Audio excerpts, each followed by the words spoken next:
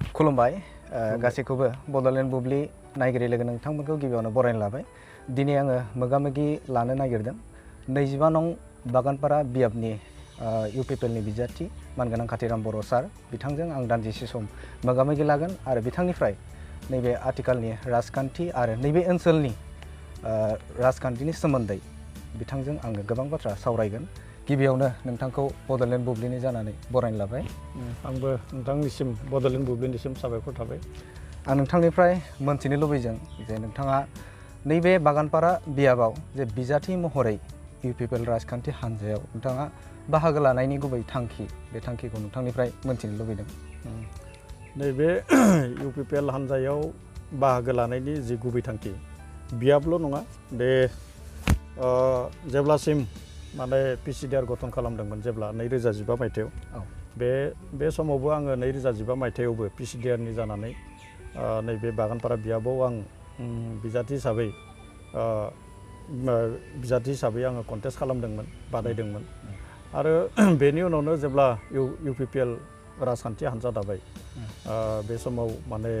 बे समनिफ्रायनो इउपिपिएल हान्जायाव आं खामानि मावबोबाय थादों। आरो फैयै फैयै आथिखालाव बिथां प्रमद बर'नि जि आफाद दैदेननाय, बे आफाद दैदेननायाव जोङो 2020 मायथाइयाव माने बिथां प्रमद बर'नि आफाद दैदेननायाव जोङो इउपिपिएलआ नैबे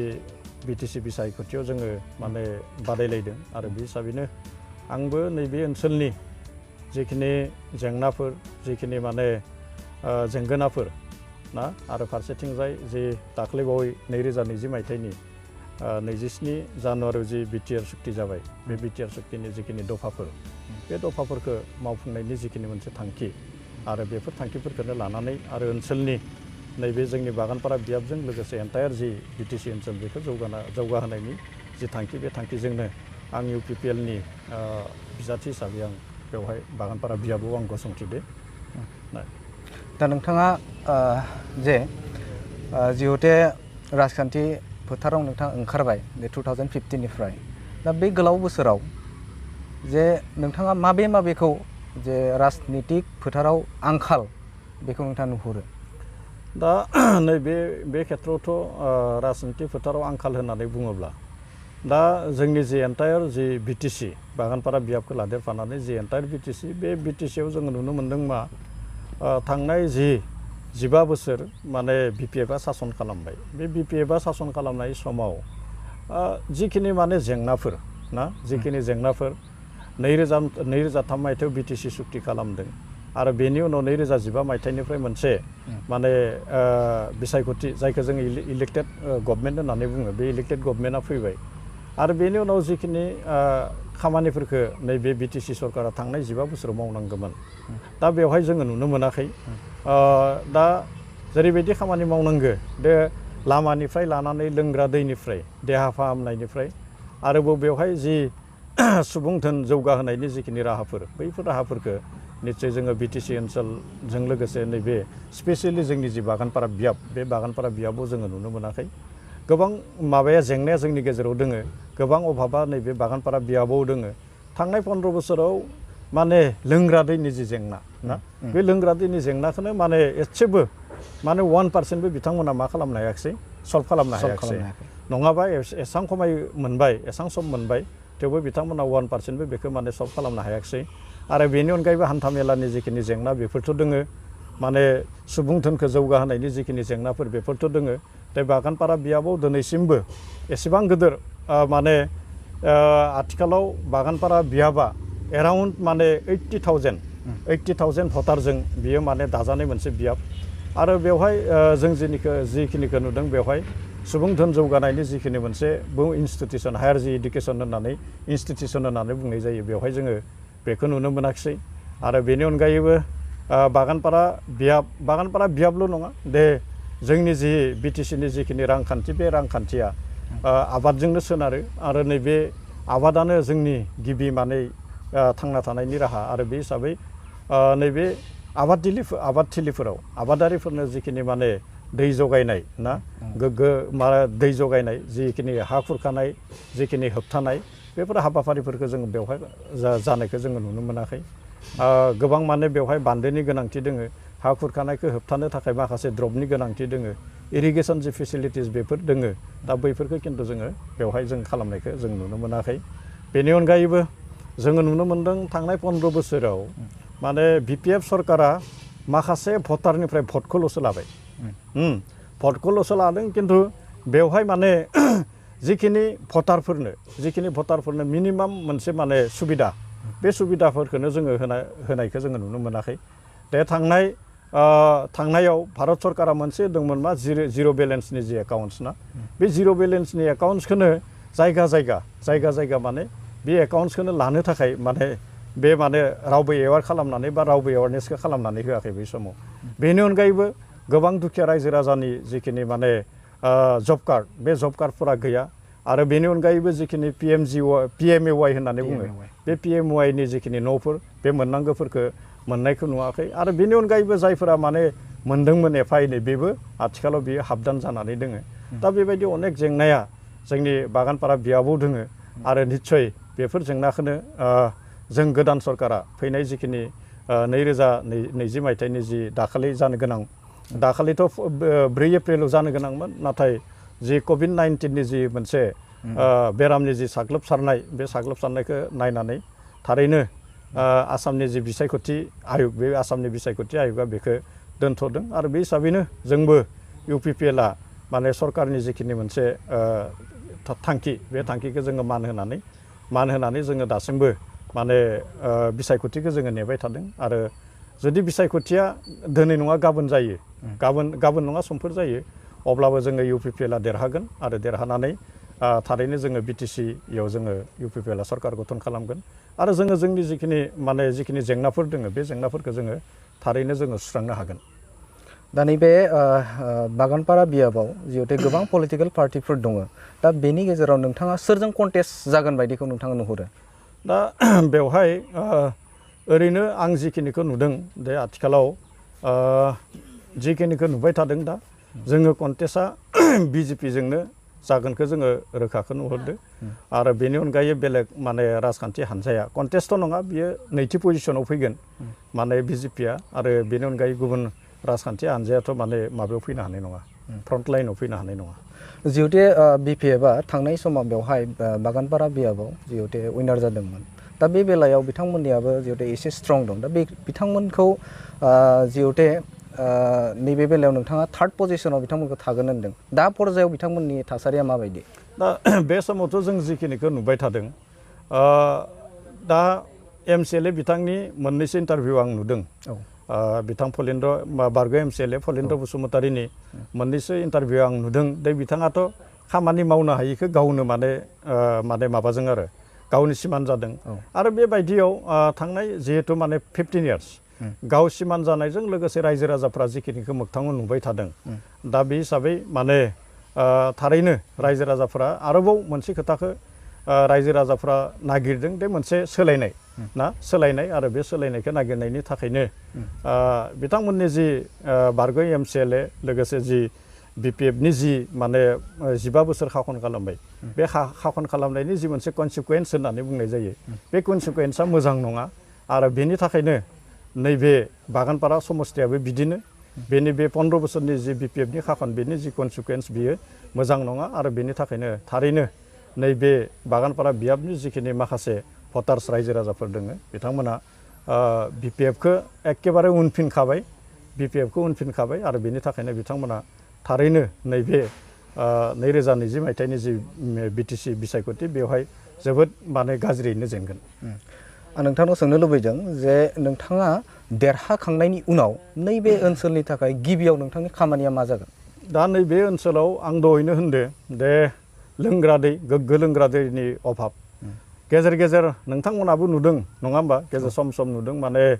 लोंग्रा दैखौ बेसेबांबा गोजानाव लायनांगौ जायो दासिमबो माने जाम्फैनि बा नालानि दैखौनो लोंनांगौ जायो दा बे हिसाबै जोंनि साहा ओनसोलजों सुबनकाटा होननाय ओनसोल साहा ओनसोलजों जोंनि बागानपारा बियाबनि बेजों सुबनकाटा नयाबस्थि जप्पा दं बेखिनि ओनसोला एखेबारे लोंग्रा दैजोंनो दासिमबो बेसेबांबा बोसोर बेसेबांबा बोसोर दासिमबो माने बे लोंग्रा दैनि जेंनायाव गोग्लैनानै दोङो सानदोंमोन माने जोंनि रायजो राजाफोरा निस्सय माने BTC एकर्ड जाबाय बिटिसि एकर्डनि उनाव माने गावनो गाव खुंनाय मोनसे माने सरकार मोनबाय बेफोर जेंनाफोरा जोबस्रांदोंमोन नाथाय बे जेंनाया 1%बो बियो माने जोबाखै दा बेनि थाखायनो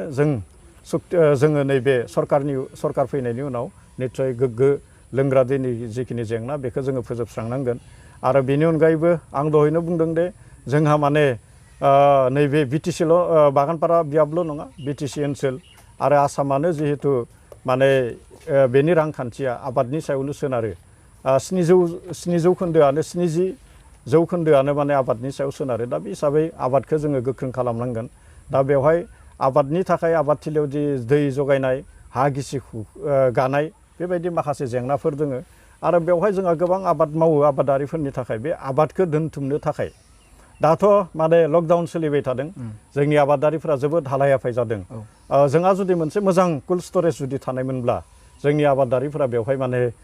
हालाय हाफाय जानाय नङामोन बेखौ दोनथुमनानै जोङो मास मोनसे मास मोननै बा बोसोरसेनि उनावब्लाबो जोङो एसे मोजां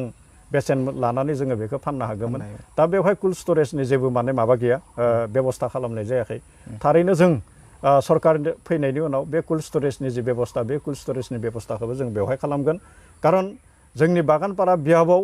जेसेबां माइनि आबाद मावो एसेबांनो माने मैगं थाइगंनि आबादाबो मावो जोंनि बे बागानपारानि जि मैगं थाइगंफोरा गुवाहाटीयाव जोंहा मार्केट दखल खालामो दा बेनिखायनो जोंनि आबादारिफोरखौ माने थांनाय 15 बोसोराव जेबो थुलुंगा होनो हायाखै बिथांमोना गावनि माने जेसेबां माने नाजानो हायो बेजोंनो नाजानानै आबादखौ मावदों आरो जोङो आबादखौ मोजाङै माबानो थाखाय बेवहाय दै जगायनाय कोल्ड स्टरेज जोङो बानायनाय आरो बेनि अनगायैबो माने हा गिसि खुनायखौ होबथानाय बेफोरखौ जोङो बानायनांगोन सुबुं धोनखौ जौगाहोनो थाखाय निश्चय जोंनो बेवहाय गोजौ सोलोंथाइखौ जोङो नांगोन बेहाय आरो बेनि अनगायैबो बिराद गोदोर मोनसे एरिया बागानपारा बियाबा आं दहायनो बुंदों 80,000 भटारजों दाजानाय बेयो मोनसे बियाब टटेल 80,000 माने भटारजों दाजानाय बेयो मोनसे बियाब आरो बे बियाबाव दासिमबो मोनसेबो माने बेंक गैया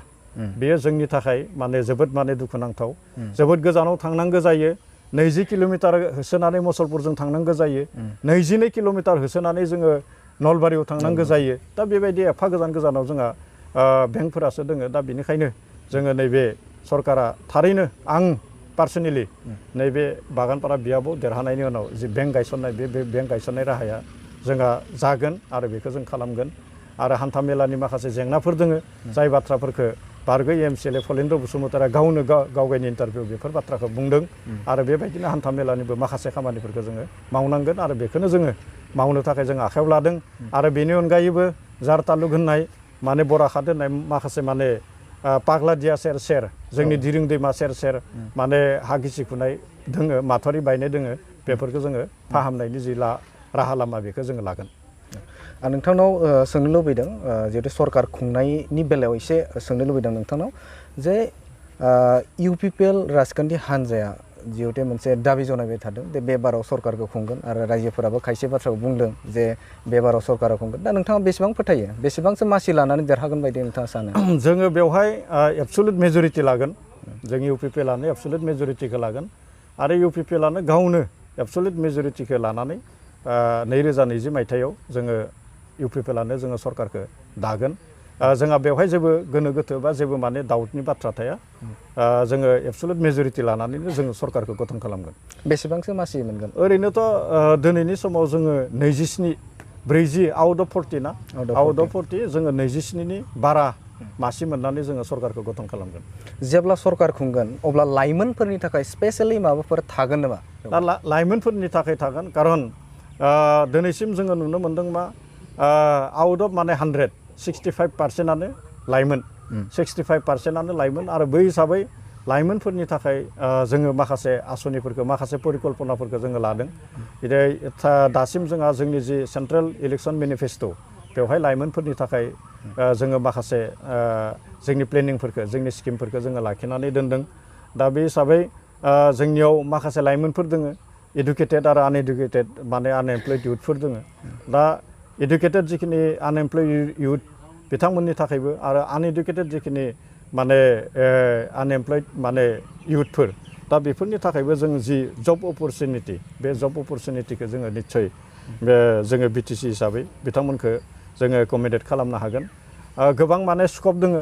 गोबां स्कप दोङो आरोबाव मोनसे बेनो दे जिहेतु